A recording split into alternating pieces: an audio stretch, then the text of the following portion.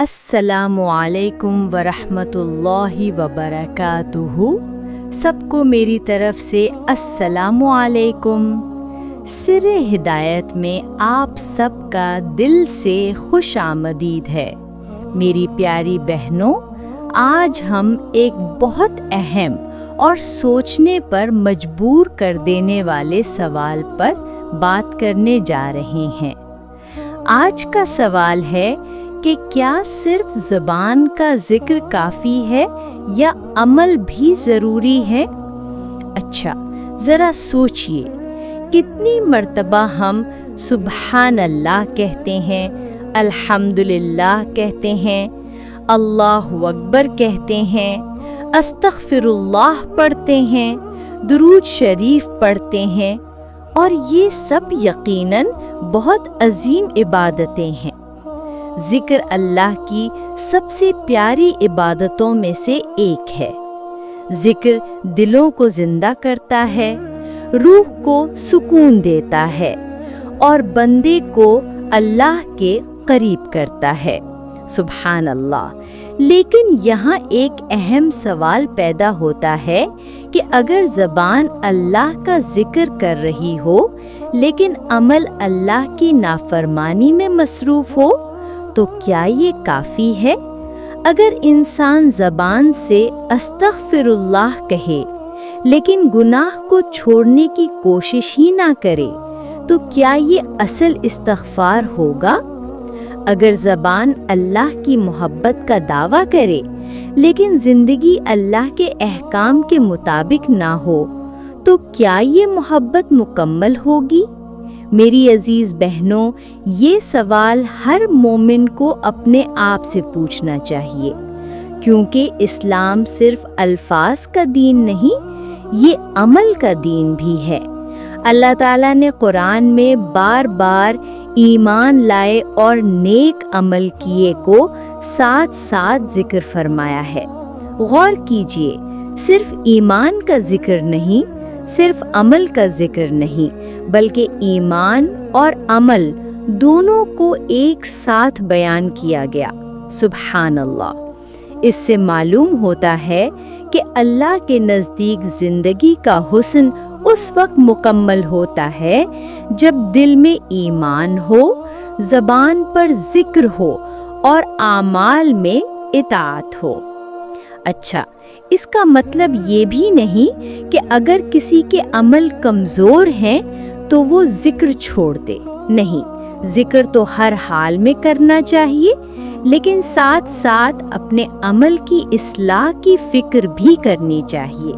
میری پیاری بہنوں، آج کی اس گفتگو میں ہم سمجھیں گے کہ ذکر کی اہمیت کیا ہے، عمل کی اہمیت کیا ہے، اور ایک مومن اپنی زبان اور اپنے عمل دونوں کو اللہ کی رضا کے مطابق کیسے بنا سکتا ہے، کیونکہ اصل کامیابی صرف اللہ کا نام لینے میں نہیں بلکہ اللہ کے نام کے مطابق زندگی گزارنے میں ہے۔ اور جب ذکر اور عمل ایک ساتھ جمع ہو جائیں تو بندہ اللہ کے قرب کے بہت قریب پہنچ جاتا ہے۔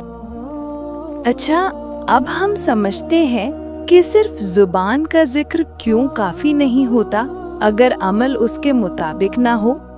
میری پیاری بہنوں، ذکر اصل میں ایک نور ہے، لیکن اگر دل اور عمل اس نور کو ایکسپٹ نہ کریں تو وہ نور زندگی کو روشن نہیں کر پاتا۔ سبحان اللہ۔ قرآن میں اللہ تعالیٰ فرماتے ہیں، اے ایمان والوں، تم وہ بات کیوں کہتے ہو جو تم کرتے نہیں؟ سورہ صف 61:2۔ غور کیجئے، اللہ نے یہاں صرف جھوٹ بولنے کی بات نہیں کی، بلکہ اس عمل پر تنبیہ کی جو زبان سے کہا جائے لیکن زندگی میں نہ ہو۔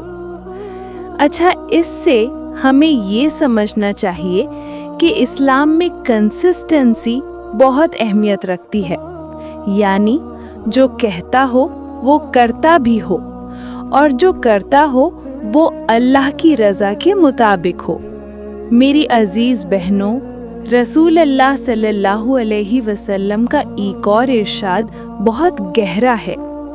بہترین لوگ وہ ہیں جن کے اخلاق سب سے اچھے ہیں۔ صحیح البخاری، سبحان اللہ۔ یعنی اسلام صرف زبان کے الفاظ کا نام نہیں، بلکہ اخلاق، معاملات اور عمل بھی اسی اسلام کا حصہ ہیں۔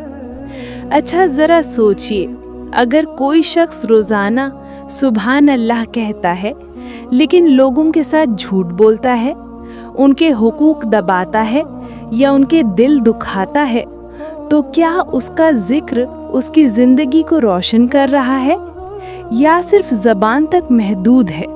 میری پیاری بہنوں، ذکر کا اصل مقصد یہ ہے کہ دل بدل جائے۔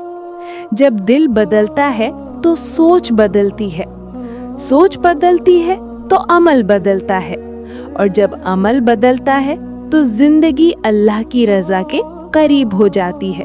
سبحان اللہ۔ اسی لیے بزرگوں نے فرمایا کہ وہ ذکر بیکار ہے جو انسان کو اللہ کی نافرمانی سے نہ روکے۔ اچھا، آج کے دور میں ایک بڑی غلط فہمی یہ بھی ہے کہ صرف وظیفے یا تسبیحات پر بھروسہ کر لیا جائے لیکن اپنی زندگی کو چیک نہ کیا جائے۔ حالانکہ اصل بات یہ ہے کہ ذکر ایک آگاہ کرنے والی چیز ہے۔ وہ دل کو جگاتا ہے اور پھر اس جگے ہوئے دل سے عمل کی امید ہوتی ہے۔ میری عزیز بہنوں، اس لیے اگر ہم چاہتے ہیں کہ ہمارا ذکر قبول ہو تو ہمیں اپنے اعمال کو بھی اللہ کے حکم کے مطابق لانا ہوگا، کیونکہ ذکر اور عمل جب ساتھ چلتے ہیں تبھی بندہ اصل کامیابی تک پہنچتا ہے۔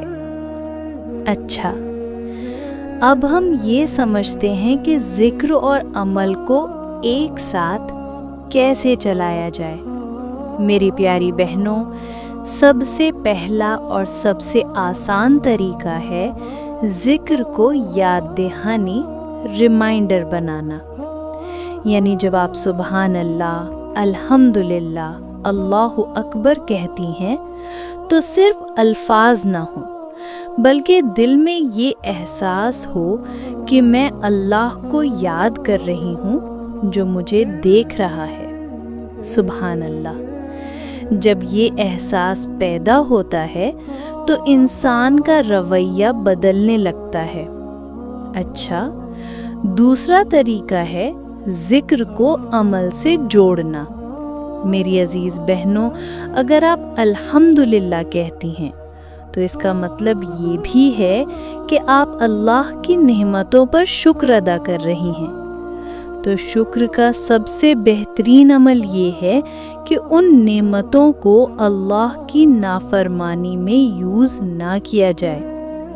اگر آپ استغفر اللہ کہتی ہیں تو اس کا مطلب صرف زبان سے معافی نہیں بلکہ گناہ کو چھوڑنے کا ارادہ بھی ہونا چاہیے۔ سبحان اللہ۔ یعنی ذکر صرف لفظ نہیں، ایک کمٹمنٹ ہے۔ اچھا، تیسرا طریقہ ہے نماز کو اصل کنیکشن بنانا۔ میری پیاری بہنوں، نماز بھی ذکر ہے، لیکن یہ ایسا ذکر ہے جو انسان کو عمل کی طرف لے جاتا ہے۔ اللہ تعالیٰ فرماتے ہیں، نماز یقیناً بے حیائی اور بری باتوں سے روکتی ہے۔ غور کیجئے، اگر نماز پڑھنے کے بعد بھی انسان گناہ کی طرف جا رہا ہو تو اس کا مطلب ہے کہ نماز میں خشوع اور توجہ کی کمی ہے۔ اچھا، ایک اور بہت اہم بات، صحبت کا اثر۔